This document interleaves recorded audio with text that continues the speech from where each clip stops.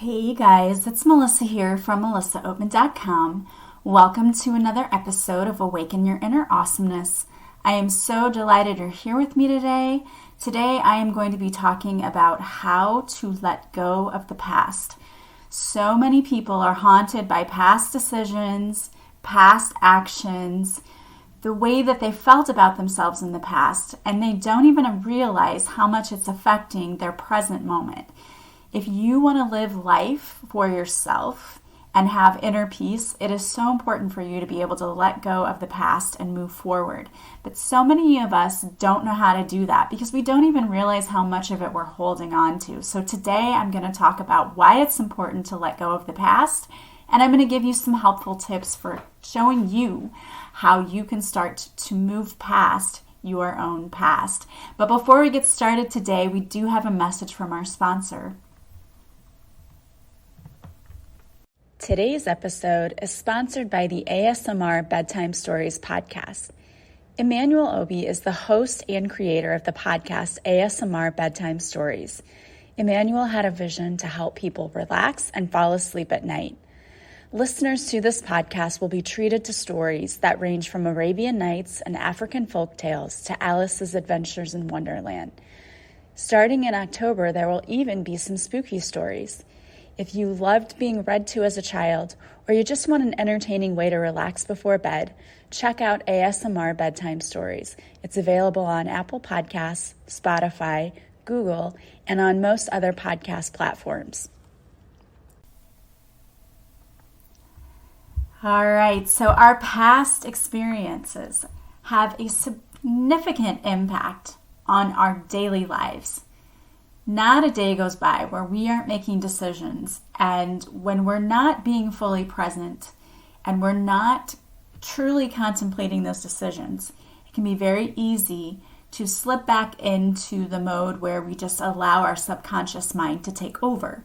And when that happens, what we tend to do is we make decisions using our own patterns of behavior, the old ones, the ones we're trying to break free from now.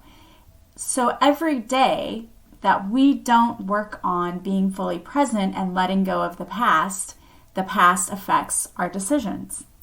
Letting go is not an easy thing to do. It's a really, really difficult thing to do. Sometimes we don't even realize how deeply rooted our past is and how it is affecting the way that we perform our everyday duties and the way that we think in our everyday lives. We just don't realize it. We've been so conditioned, it's just an automatic response.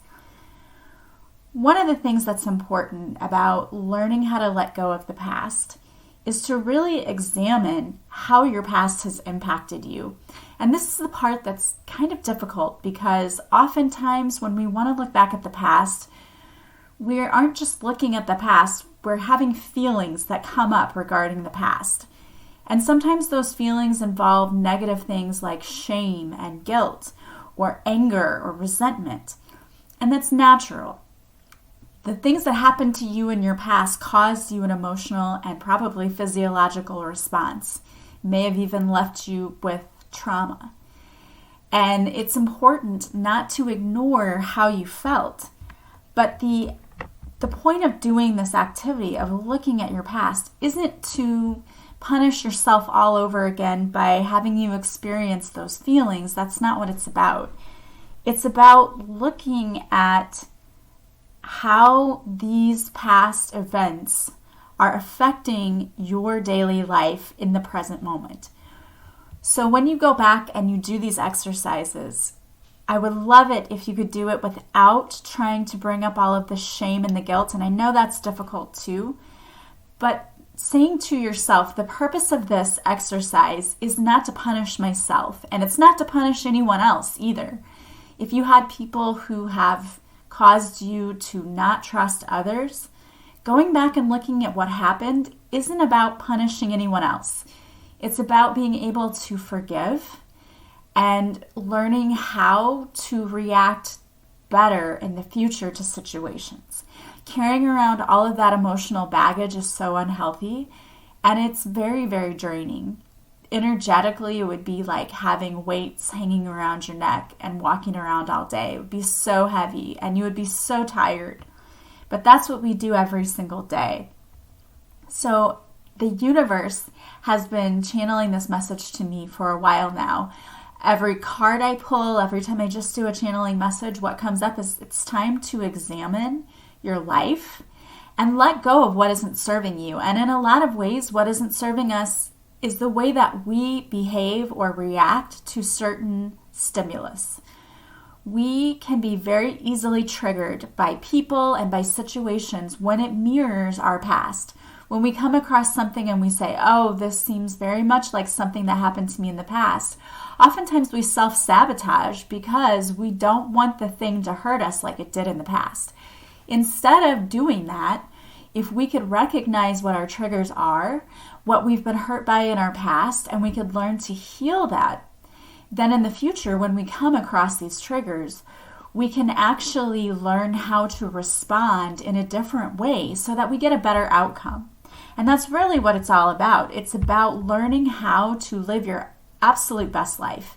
And your absolute best life is not going to be you repeating the same things over and over and over again. It's like beating your head on a wall.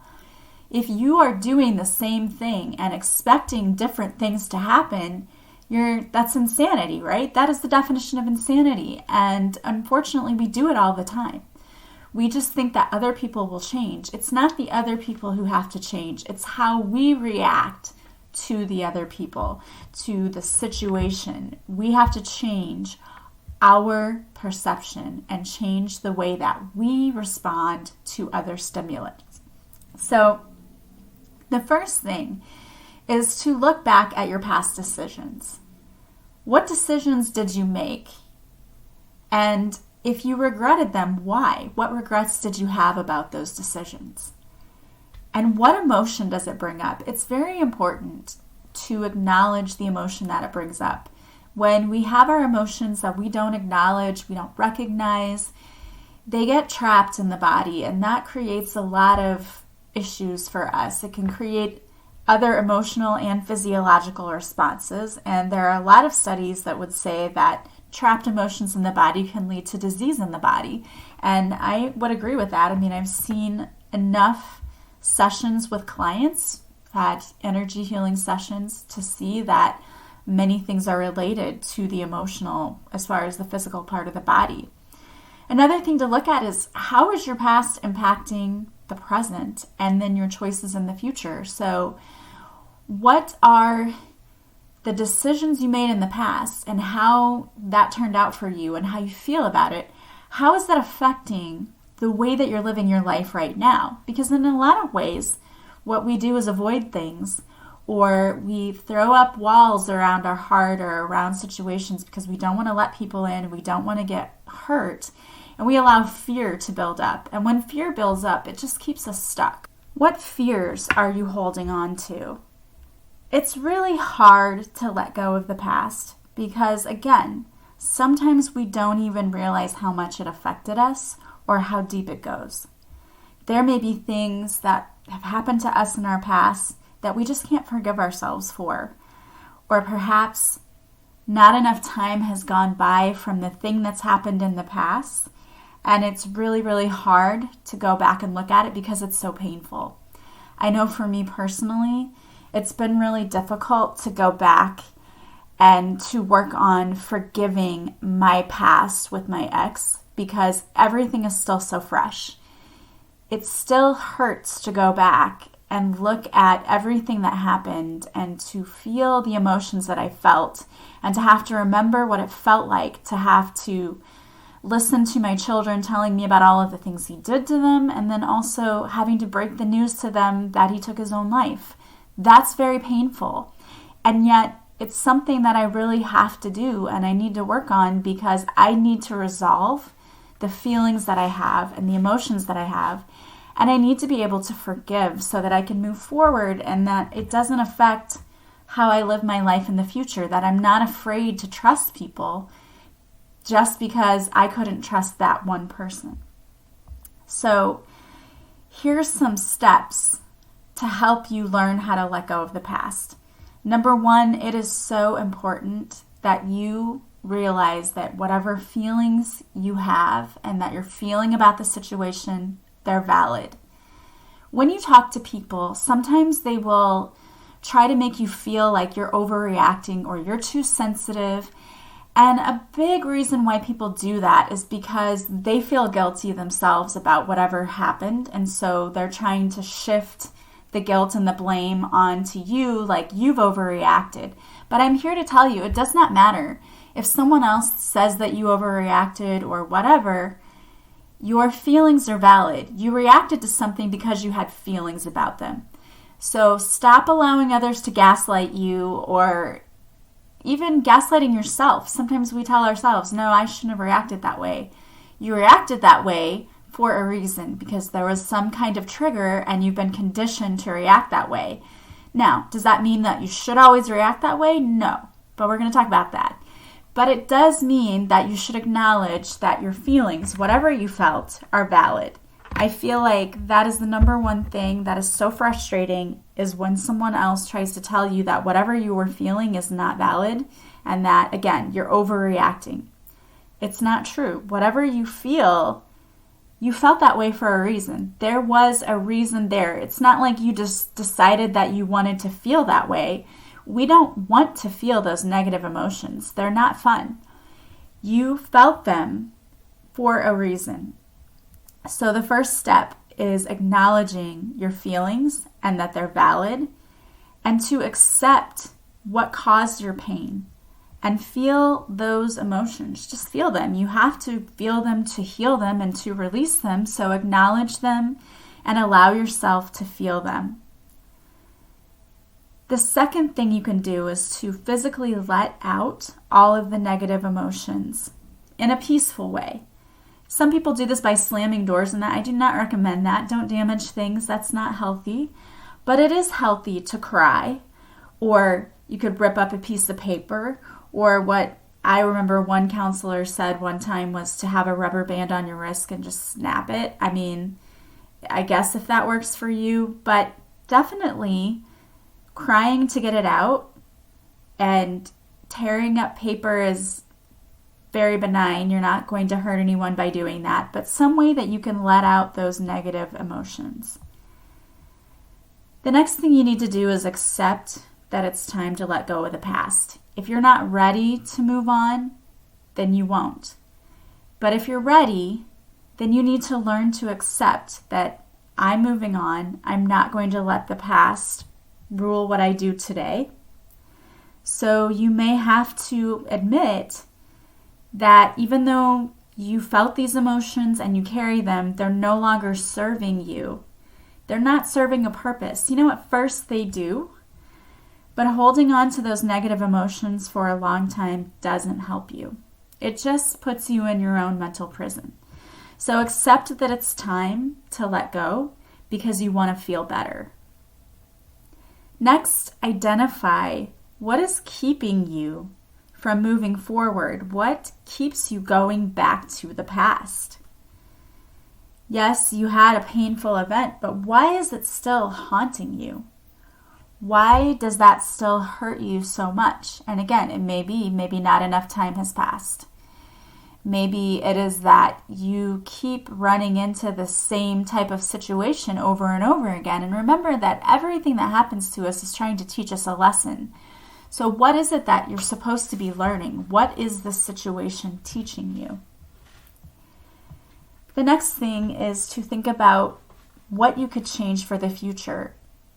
That is the best part of reflection, is looking back and saying, how could I have done this differently? And in teaching, we do this all the time. We have lesson plans and we make these lessons plans. We have good intentions. We think they're going to be great. We carry them out and they don't go as well as we thought. Maybe it confused the students or something happened. As a teacher, if I have a lesson plan that's bad, I don't continue with it. So say I have 2 German classes and I taught the lesson in the first class and it didn't go well, I do not teach that same lesson the next hour. I quickly try to regroup and I try to think of how I can make it better or I scrap it completely and do something different because I don't believe that it's beneficial to do something that I know isn't working. The same thing with you. What could you do differently in the future? And you can decide that starting this moment, I'm going to start being different. I'm going to react differently in this way. I'm not going to let what everyone else says bother me, or whatever it is. And it's going to be different for each person. Or I know in the past I didn't handle this event well. How could I have handled it differently in the future? And it's great to start planning, honestly. One of the best things you can do is to sit down and think of all of the ways you can respond when people say a certain thing that you know is a trigger for you. It may sound silly, but when you have responses ready to go, it's a lot easier than trying to think of something right on the spot. And at first, it's going to be hard for you to act differently. It's going to be hard to break those habits. It's a habit for a reason. So when you have those responses ready to go, like when someone says this about my weight, I'm going to say this. You have it ready to go and all prepared so that you don't have to try to come up with something on the spot. And that makes it easier then to respond differently. So you don't go back to that, that the reason we go back and the reason it's habit, it's easier to do what you've always done. It really is. It's also important to understand that it is time to forgive. Forgive yourself. Forgive anyone else that's hurt you or wronged you. I love the website Radical Forgiveness. I know I used to talk about it all the time, but I really think it's a great website because they have free tools that you can get on there and use. And you can go through the forgiveness process for yourself, for anyone else. It helps you really to also understand what were you supposed to learn in this situation, because that's really the point of this all. We're learning. We're not beating ourselves up. We're just learning. And a fail is the first attempt in learning. It means, okay, I didn't learn it yet, but there's still hope for me. I'm still learning this and I can still get it. Sometimes you might need to get professional help, and there's nothing wrong with that. Sometimes a therapist or a coach is a good sounding board, because there have been many times in my life when I've explained a problem to my family, and my family is always on my side, right? They think that, oh yeah, you did everything right, and they want me to feel good. But when I talk to an objective third party, that person can point out ways in which I could have handled a situation better. And they point out ways in which I don't think that person was intentionally trying to hurt you. Maybe this is what they were doing. And it's hard to see things from another person's perspective, especially when you're so involved in the situation. So sometimes talking to someone who's an objective third party is a good way to get more insight and to be able to look at things from a different perspective. If you have a loved one that you trust and you can talk to, that's great too. I will warn you that sometimes loved ones cannot be third-party objective observers, right? Sometimes they're all in the mix too. So be careful about bringing someone in if they're involved in the situation or you know that they're not going to be objective. It's important too to make sure that you are taking care of yourself. Self-care is one of the most important things you can do, and many of us let it go. We don't get enough sleep at night. We don't eat the right things. We don't go get exercise. When you are feeling drained and you're not taking care of yourself, you are more likely to be on edge, and you are more likely to slip back into that subconscious mode where we let all of our programming take over. It's just true. When we take care of ourselves, we practice good self-care, we're more able to be living fully in the present moment, and we're more able to regulate our emotions, and we're more able to look at things from different perspectives and handle things in a more positive and mature way. When we're not, when we are tired, we haven't eaten right, think about it. Anytime you've been hangry, right? You don't handle things in the same way that you would have if you had eaten properly. So self-care, super, super important. The last thing I'll say about it is acknowledge that the past happened, but don't dwell on it. Just let it go. And someone asked me, and I did a whole podcast about it, how do you let it go? How do you not think about it? How do you not dwell on it and bring it up constantly? Well, we have distractors for a reason. You want to disrupt the thought pattern. So a few of the ways you can do that, there are many ways you can do that. The first thing, I said this to someone, and this person was like, what? But one of the things you can do is to just bend down and put your head like between your legs. If your head is upside down, it disrupts your central nervous system. That can help to disrupt those persistent thoughts. When people are having panic attacks or anxiety attacks, they will tell you to put your head upside down. So whether that's, hanging your head between your knees or whatever, it disrupts your central nervous system. So that's one thing you can do. Deep breathing is another thing, because you're paying attention to your breath and you're becoming centered and focused, and you are present in the current moment. Another thing is to think of 5 things you're grateful for right now, or just look around the room and think of 5 things you can see, taste, touch, smell. Including your 5 senses also takes your brain out of that mode of being stuck in that repetitive cycle, because you have to now use it to think and find things. Another thing would be to think of a pleasant memory that you've had from the past. All of those things are helpful. Turn on music, do a meditation, whatever. We just have to be very consistent about being in the present moment and about having our tools at our disposal to use whenever those intrusive thoughts come up, because they will. That is normal. Our brain is wired to think about the negative, so we'll always go back there. The thing you can choose to do is say, well, that happened in the past and I can't do anything about it now. The only thing I can do is be better in the future, and so I'm going to let that go. And I'm going to stop beating myself up over that. And I really hope that you do that, because you deserve to live with inner peace, and going back to the past constantly is not going to fill you with inner peace. You're going to be filled with regret and resentment and all kinds of negative emotions. So for your health, for your peace of mind, it's time to start letting go of that past. All right, guys. Well, I wanted to pull a few cards for you today, and the cards that I pulled are from the Soul Truth deck, the Self-Awareness card deck by Brianne Hovey. And before I pull the cards, I wanted to say also, if you would like to work with me, I do offer coaching sessions. I also offer a healing session, and I do readings. You can get any of those things on my website. Just go to melissaoatman.com. There you'll see the services I offer from the offerings page, the shop page. You can purchase a session and then contact me to schedule the session. I do all of the scheduling myself personally, so you get the best time for you. You can email me or message me on Facebook or Instagram. You can also join my Patreon. On my Patreon page, you have 2 extra episodes per week of this podcast, plus you get all of the video interviews of the guests that I have on the show, plus readings each week. So join me over on Patreon. I would love to have you.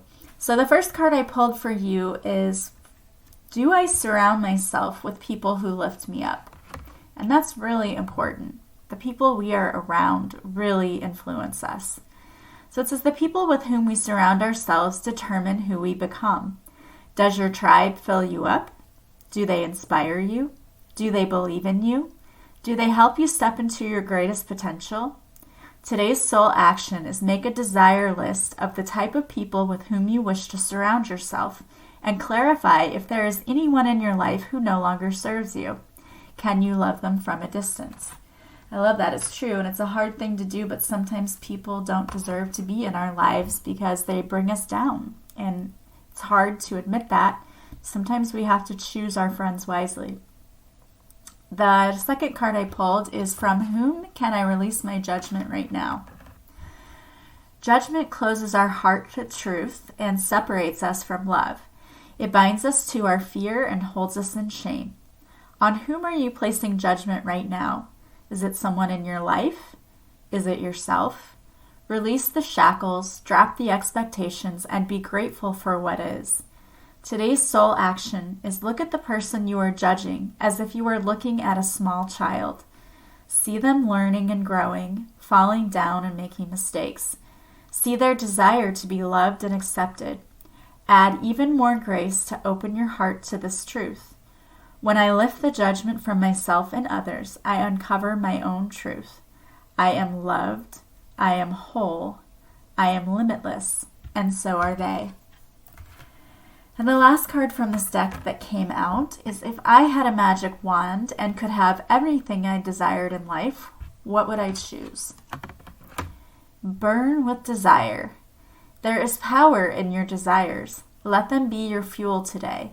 Your desires are your soul's wings, and it's time to take flight. Today's soul action is go inward. Your answers lie within. What do you desire?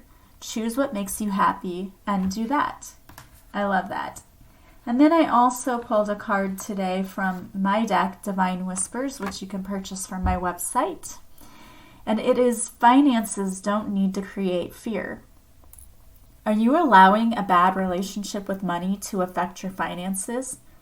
Money is just energy, but somewhere along the way we created stories about money that keep us stuck and broke. You can become completely debt-free and attract all of the money you desire. You simply have to change the way you think and feel about money. The universe wants to bring us all that we desire, but we must first be in alignment with that energy. Start by seeing money as something that comes to you easily. Call on your spiritual team if you need help releasing fear surrounding money. You can also ask the universe to put you in touch with someone who can help you get your finances in order. There are several money mantras that go with this card, and the first one is, I attract money easily and effortlessly. The next one is, money comes to me in unexpected ways. The money I spend is multiplied back to me. I make money while I sleep.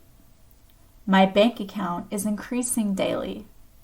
I always have more than enough money.